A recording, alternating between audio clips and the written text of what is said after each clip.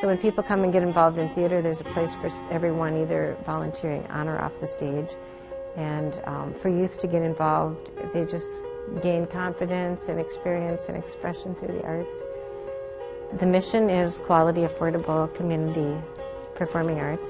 It's just a nice attraction for downtown Willmar and services for the community.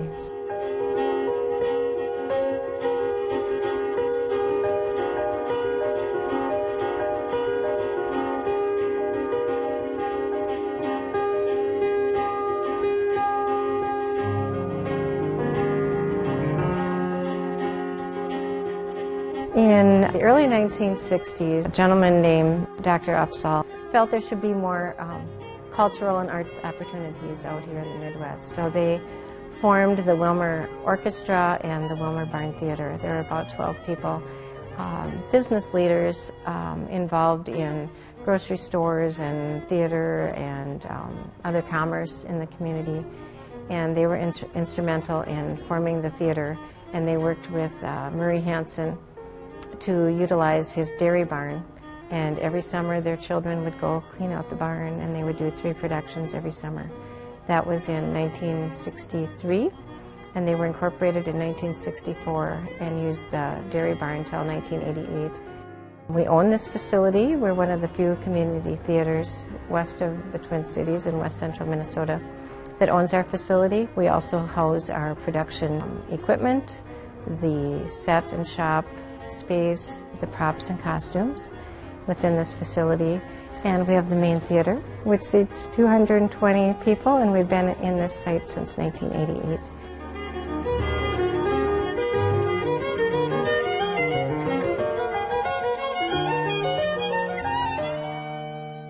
I think the barn is really wonderful because you have a community theater that has a home and has its own space. And we get this very intimate stage space. It's this thrust stage, which most community theaters that I've worked with have more of a proscenium where the audience is way, way out and the actors are so far away you can't really feel like you're a part of the show.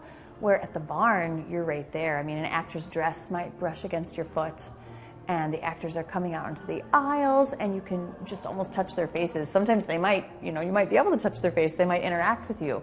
So I think that the wonderful thing about the barn is it's so intimate that people that come to shows feel like they're right there in the action. Now please, oh, oh, oh, please, roll for me. Our current production, it is the second production of our winter season of the 50th anniversary. It's called The Little Shop of Horrors.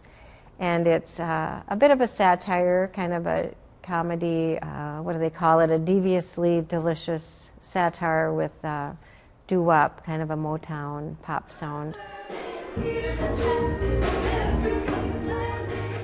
This is the 22nd show that I've directed here at the Barn Theater in the last 12 years. And Little Shop of Horrors has been on my bucket list for quite a while, so I was very excited when they said they wanted to do it for the 50th anniversary. And I work with groups of all different ages, but this is more high school and up, so it's been a lot of fun working with adults. It's fun because it's, the aesthetic of Little Shop of Horrors is B-movie meets cheesy musical, so you get to have fun doing gory, fun B-movie type stuff with quintessential ingenue musical theater characters, and then the nerdy musical theater characters, and then also the fun chorus. It's just a good mix of like all the things that make a musical wonderful and magical. And then there's special effects too, because you have this giant plant that eats people. So I guess you get to be very theatrical. You get to deal with gore and just magical type situations, I guess, and fantasy, really. The play is about a man-eating space plant that starts out as a cute little plant, and then as it gets a taste for blood, it just grows and eventually takes over the entire world. That is the premise of the play. There's actually 3 puppets that I puppeteer. The small one, I'm in a box behind here. That's just a hand puppet. And the second one is a puppet that's, you have to puppeteer it this way, and it's very physically demanding. There were a lot of extras that I wanted to do to the plant, a lot of extra vines and things like that. I made a grabber vine for the plant that didn't have anything like that, so it'd feel like it was actually coming and grabbing people and throwing it in the mouth. I beg your pardon? Feed me! Chewy! You opened up the trap, you thing, and you said, feed me, bro! Feed me now! That's somebody else that does the voice, and that's another challenging part, getting in sync with Bill. He's the voice, and he's great, real commanding voice, but we're pretty synced up, so that's working out well.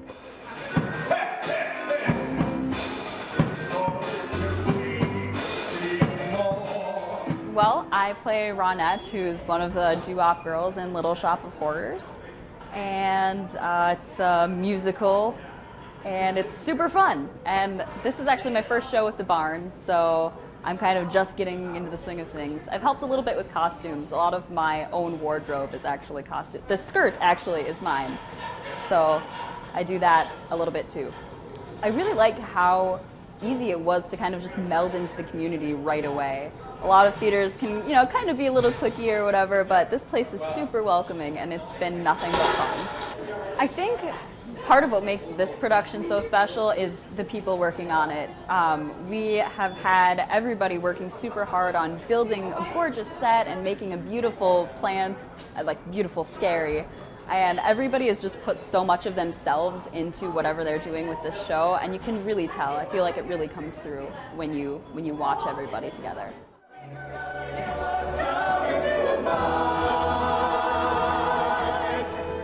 I am the costumer for this show, Little Shops of Horror. I also do hair and makeup. I kind of design how everybody's going to look when they go on stage. The challenges I really face with costuming is sizing. I mean, we have hundreds and hundreds of pieces of clothing back there, and it's very vintage. Everything is very vintage. So the problem is sometimes things run very small, so we have to learn little tricks on how to open things up to be able to use them, make them possible, to be stage ready.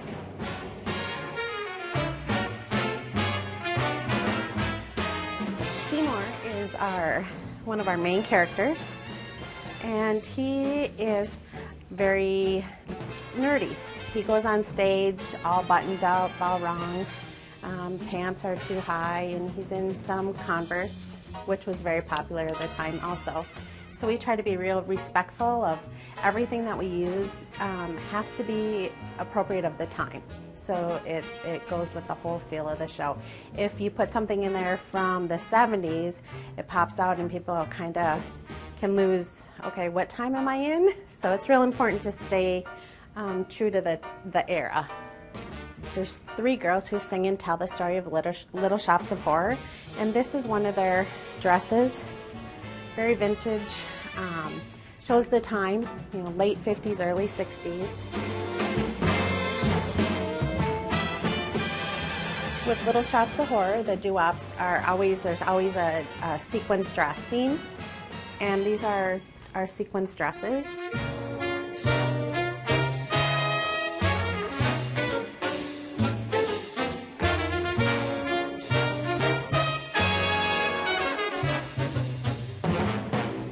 Also, we have headpieces we made for our finale, and these are all made by my husband, Trevor. And they put them on for the end of the show when they've all been eaten and it's being overtaken by plants. And then we do special effects makeup to make them actually look like they're a plant.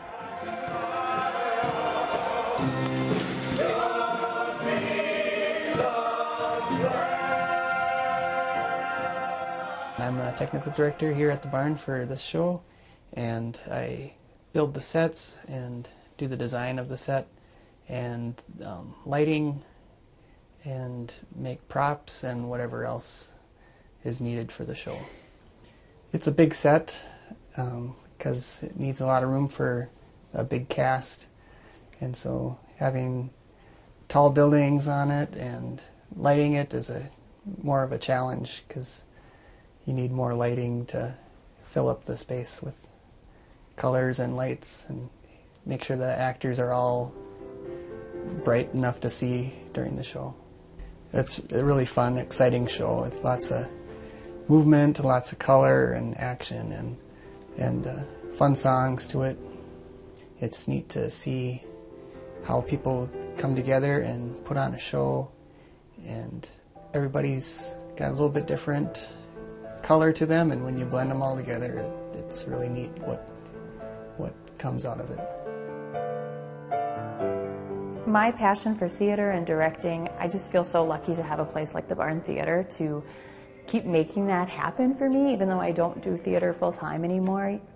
People that love theater can do it just as a side hobby or a side job, and I just think we're so lucky to have it. And the fact that the Barn Theater has been here for 50 years doing this says something. So it's just a great place to put on wonderful shows, to entertain our wonderful community. I think Willmar does embrace having the Barn Theater here. I think for a lot of people, they like having something right here at home to go to and to enjoy, and I think that's really special. Now that I just know the inner workings of how the stage works and each seat and how things look from every seat and the people too, I love getting new actors, but then I get the return people too, and it's just relationships. Reconnecting with old relationships and then building new ones. And the people are always wonderful. I'd have to say it's the people.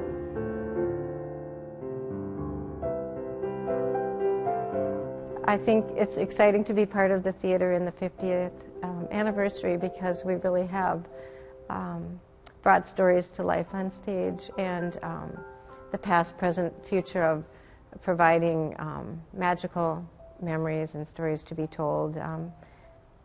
Kind of a sentimental journey, but in other ways just beginning because of the youth that are involved today. We have a facility that they can continue to do theater here and hopefully pass it on to their generations. It's a wonderful way to meet people in the community you might not otherwise cross paths with, and to explore your passion with other people who are passionate about it. I think theater is almost becoming a lost art, but there's a little bit of a resurgence of it, and I think it's really important to let that thrive because it's magic. I think it's important that each person is really coming together and volunteering their time to make something happen and give something to the community. It's very important to me because it's a family. My children come every night. We have 6 children, so usually there's a group of children with me running around. We do it as a family. They help participate. They know where to pull dresses, and they know where to find, handkerchiefs and hats. So it's just a great thing for our family to have experience together. The Barn Theater is for me, it's just been a really great chance to get my creative juices flowing, I guess, for me. Like I said, I have an art background, and I have been painting, and things have kind of, you get a little bored with that. So this for me has been just great, and my kids have gotten involved here. I think it's a great thing for the community. So I encourage people to come down to the Barn Theater and check it out. The Barn Theater is a wonderful thing to have for our community. There's many volunteer opportunities for people of all ages, from the youngest to the oldest. We have seamstresses that are 80 years old that volunteer and fix my costumes and do magic with their work, all the way down to people doing makeup and hair. We have people come in from the college. Will come in and volunteer time for show me how to do, pin curls, and so it's a good way to get involved with your community.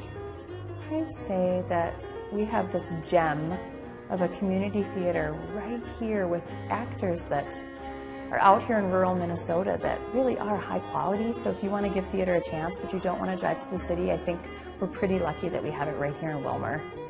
And take advantage of it and enjoy it, because we're very, very lucky.